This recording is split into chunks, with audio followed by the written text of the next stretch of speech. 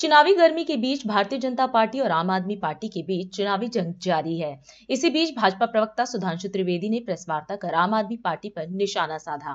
क्या कहा भाजपा प्रवक्ता ने, इस अवसर पर सुने उनका संबोधन। भ्रष्टाचार के स्मारक की हकीकत तार तार होकर जनता के सामने आती जा रही है और उसी के साथ साथ राजनीतिक शिष्टाचार को किस प्रकार से ध्वस्त किया जा सकता है और राजनीतिक आचार विचार को अपने भ्रष्टाचार को बचाने के लिए किस ढंग से ध्वस्त किया जा सकता है, उसका उदाहरण दिखाई पड़ रहा है।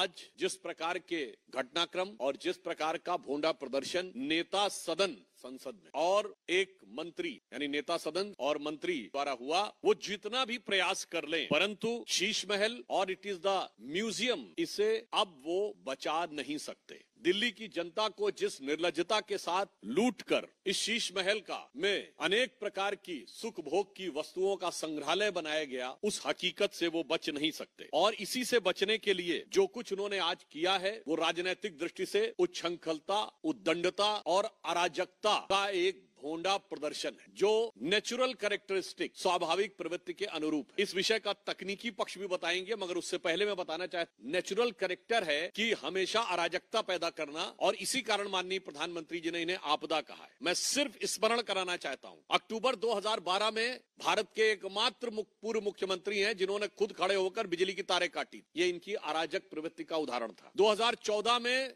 गणतंत्र दिवस परेड बड़े से बड़े दौर में, आपातकाल के दौर में भी हम लोगों ने स्वतंत्रता दिवस और गणतंत्र दिवस पे कोई प्रदर्शन नहीं किया था। इन्होंने न सिर्फ धरना प्रदर्शन किया बल्कि धमकी दी थी कि राजपथ को प्रदर्शनकारियों से भर देंगे। 5 मार्च 2014 को भारतीय जनता पार्टी के कार्यालय पर लाठी डंडों को लेकर अशोक मार्ग वाले हमारे पुराने कार्यालय पे हमला किया था और जिसमें इनकी सेंट्रल वर्किंग कमेटी के लोग थे, यानी जैसे हमारे यहाँ पार्लियामेंट्री बोर्ड के लोग हों। 19 फरवरी 2018 को मुख्यमंत्री आवास के अंदर चीफ सेक्रेटरी के साथ भौतिक हिंसा, फिजिकल मारपीट की गई, पिटाई का आरोप, और 13 मई 2024 को अपनी ही पार्टी की सांसद स्वाति मालीवाल के साथ मारपीट, और आज 8 जनवरी 2025 को जबरन मुख्यमंत्री आवास पे पीडब्ल्यूडी मिनिस्टर कह रहा है। मैं उनसे पूछना चाहता हूं, अगर आपकी बातों में रत्ती भर भी सच्चाई थी तो आज चुनाव आचार संहिता लगने की इंतजार क्यों कर रहे थे आप? कल तक तो पीडब्ल्यूडी मंत्री महोदय के हाथ में सब कुछ था। ये लाचारी है या बाजीगरी है, ये दिल्ली की जनता भली भांति समझ रही है। और फिर उसके बाद